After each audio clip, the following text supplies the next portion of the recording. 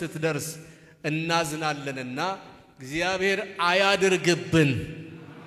ያን ቀን በመንፈሱ አሜን በሉ እስቲ። ጭፈራው ቀነስ ሲበል፣ እልልታው ጥሩ ነው፣ ለጌታ ይገባዋል። ግን ቀነስ ሲበል ሌላ ነገር እንዳንሰማ ከልክሎናል። ዘመኑን እንዳንመረምር ከልክሎናል። መድረክ ላይ ያለ ውዝዋዜ፣ ጩኸት፣ ይሄ ኪቦርድ፣ ይሄ ድምፅ ማጉያ፣ ይሄ አዳራሽ መገንባት፣ ይሄ ቴክኖሎጂ ማሳደድ። እኔ አዳራሾች ሲሰፉ ደስ ይላል፣ ብዙ ህዝብ መግቢያ ላይ ግን ተሰርቶ የሚያልቅ አዳራሽ አይመስልም። ምክንያቱም ግድግዳውን መስተዋት ስታረጉ፣ ኮርኒሱን ስታረጉ፣ የቴክኖሎጂ ገጠማ ደግሞ ራሱን የቻለ በሚሊዮኖች የሚጠይቅ ከፊታችሁ ይመጣል።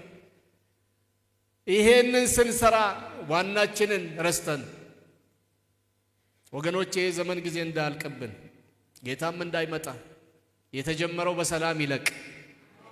ከዚህ በኋላ ግን ቆጠብ ማድረግ ጥሩ ነው። ገንዘቡንም ጊዜውንም አቴንሽኑን ጉልበታችንንም ቆጠብ አድርገን በዋና ነገር ላይ ብናውል ጥሩ ነው። ንስሐ ላይ፣ ጸሎት ላይ ቢተኮር፣ ቃሉ ላይ ቢተኮር፣ ተልኳችን ላይ ቢተኮር፣ ዋና ጉዳዮቻችን ላይ ብናተኩር። ከህመሞቻችን አንዱ ይሄ ነው። ውድድሩ አሁን መሬት ላይ ሆኗል፣ ህንፃ ላይ ሆኗል፣ መድረክ ማጋጌጥ ላይ ሆኗል። እኔ ነኝ ያለ ዘመናዊ ሌተስት የሆነ ቴክኖሎጂ መሳሪያ መድረክ ላይ አምጥቶ መግጠም ላይ ውድድሩ ማን ከማን ይበልጣል፣ የትኛው ቤተክርስቲያን ከየትኛው ቀድሞ ገጠመ ለመባል አሁን ውድድሩ እሱ ላይ ሆኗል።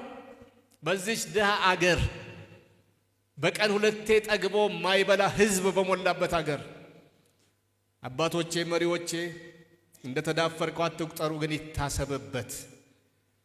ለምን ያላችሁ እንደሆነ መርከቢቱ ትንሽ በትንሽ በየቀኑ ምን እየሆነች ነው?